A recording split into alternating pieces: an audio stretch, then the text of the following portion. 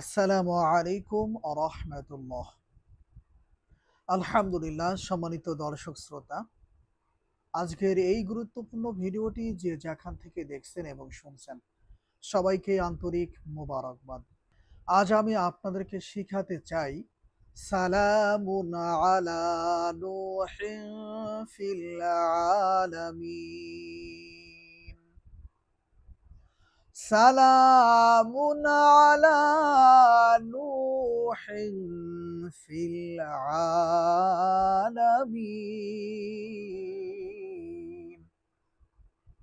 কোরআনের এই ছোট্ট আয়াতে কারিমাটি পড়ে পানিতে ফু দিলে কি হয়? আবারও বলছি, আজকের আলোচনার বিষয়বস্তু হচ্ছে সালামুন আলা নূহিন ফিল আলামিন। এই বরকতময় আয়াতে কারিমাটি পড়ে পানিতে ফু দিলে কি হয়? বিস্তারিত জানার জন্য আর এই দামি আমলটা শিখে রাখার জন্য সম্পূর্ণ ভিডিওটি দেখার অনুরোধ থাকবে। আর প্রতিদিন ইসলামিক নতুন নতুন ভিডিও সবার আগে দেখতে, আপনার পর্যন্ত পৌঁছাতে আমাদের এই ছোট চ্যানেলটি সাবস্ক্রাইব করার অনুরোধ থাকবে। সম্মানিত দিনী ভাই ও বোনেরা, এই আমলটা কখন কিভাবে করবেন আর আমলটা করার জন্য কি কি জিনিসের প্রয়োজন হতে পারে, পরামর্শ থাকবে। আপনারা অজু অবস্থায় ফজরের নামাজের পরে আমার দেখানো পদ্ধতিতে একটু কষ্ট করে আমলটা করে নেওয়ার চেষ্টা করবেন ইনশাআল্লাহ। আর এই আমলটা করার জন্য আমাদেরকে কাচের গ্লাসে করে 1 গ্লাস পানি নিতে হবে। এরপরে সর্বপ্রথম ৩ বার এই ছোট্ট ইস্তেগফারটি পাঠ করবেন। আস্তাগফিরুল্লাহ রাব্বি মিন কুল্লি যামবি ওয়া আতুবু ইলাইহি। আস্তাগফিরুল্লাহ রাব্বি মিন কুল্লি যামবি ওয়া আতুবু ইলাইহি। এরপরে দুরূদ শরীফ পড়বেন। আল্লাহুম্মা সাল্লি আলা মুহাম্মাদি ওয়া আলা আলি মুহাম্মাদ কামা সাল্লাইতা আলা ইব্রাহিম ওয়া আলা আলি ইব্রাহিম ইন্নাকা হামিদুম মাজিদ। আল্লাহুম্মা বারিক আলা মুহাম্মাদি ওয়া আলা আলি মুহাম্মাদ কামা বারাকতা আলা ইব্রাহিম ওয়া আলা আলি ইব্রাহিম ইন্নাকা হামিদুম মাজিদ।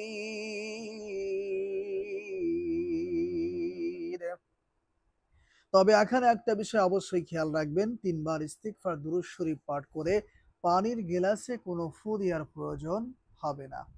এরপরে এই নিয়মে বিসমিল্লাহ সহ আমাদেরকে পবিত্র কোরআনুল কারীমের এই ছোট্ট আয়াতে কারিমাটি পড়তে হবে। যেমন আউযু বিল্লাহি মিনাশ শাইতানির রাজীম। বিসমিল্লাহির রাহমানির রাহিম। সালামুন আলা নূহিন ফিল আলামিন। এই নিয়মে একবার পবিত্র কুরআনুল কারীমের এই ছোট্ট আয়াতে কারিমাটি পড়বেন। পড়া শেষ হয়ে যাওয়ার সাথে সাথে 1 গ্লাস পানিতে একটি ফু অথবা দম করবেন, যেমন। এরপরে আবার পড়বেন বিসমিল্লাহির রহমানির রহিম। সালামুন আলা নূহিন ফিল আলামিন। আবার পানিতে একটি ফু অথবা দম করে নিবেন। এরপরে আবার পড়বেন বিসমিল্লাহির রহমানির রহিম। সালামুন আলা নূহিন ফিল আলামিন।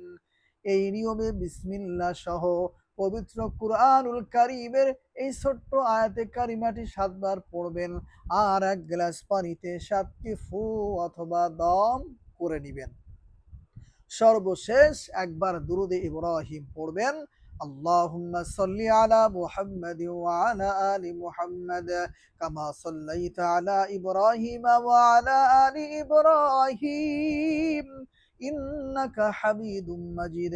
আল্লাহুম্মা বারিক আলা মুহাম্মাদ ওয়া আলা আলি মুহাম্মাদ কামা বারাকতা আলা ইব্রাহিম ওয়া আলা আলি ইব্রাহিম ইন্নাকা হামিদুম মাজিদ। একবার দুরুদে ইব্রাহিম পড়া শেষ হয়ে যাওয়ার সাথে সাথে আমরা যে এক গ্লাস পানি নিয়েছি ওই পানিতে আরো ২টি ফু অথবা দম করে নিবেন। সম্মানিত দিনী ভাই ও বোনেরা, এই নিয়মে এক গ্লাস পানি আমাদেরকে পড়ে নিতে হবে। এখন আপনাদেরকে বলে দিব সালামুন আলা নূহিন ফিল আলামিন। এই আয়াতে কারিমাটি পড়ে পানিতে ফু দিলে কি হয়, এটা বলার আগেই আপনাদের কাছে ছোট্ট করে একটি অনুরোধ করব। আপনারা যদি আমাদের এই চ্যানেলে নতুন এসে থাকেন তাহলে চ্যানেলটি সাবস্ক্রাইব করার অনুরোধ থাকবে। সম্মানিত দিনী ভাই ও বোনেরা, এই আমলটা অনেক বরকতময় একটি আমল। বিশেষ করে যারা অসুস্থ আছেন, দীর্ঘদিন যাবৎ অসুস্থ হয়ে বিছানায় পড়ে আছেন, হাজার রকমের ডাক্তার কবিরাজ দেখাচ্ছেন, কিছুতেই আপনার রোগ সারছে না অথবা রোগ ধরা পড়ছে না। যদি এমন সমস্যায় আপনি পড়ে থাকেন তাহলে এই আমলটি আপনার জন্য। একটু কষ্ট করে এই আমলটা করবেন। এরপরে এই ১ গ্লাস পানি সুন্নাত তরিকায় ৩ শ্বাসে পানিটা পান করার চেষ্টা করবেন ইনশাআল্লাহ। কিভাবে এই পানিটা পান করবেন?